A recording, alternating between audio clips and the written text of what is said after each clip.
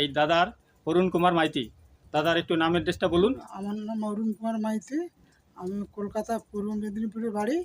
প্রয়াগ গ্রামের নাম। তো একটু কৌটাটা দেখান ফাইটো হ্যাবিটের। এই ফাইটো হ্যাবিট যে আমি এতদিন টপিক দিয়েছি, এই ফাইটো হ্যাবিট এটা পোস্ট অফিসে পাঠিয়েছিলাম।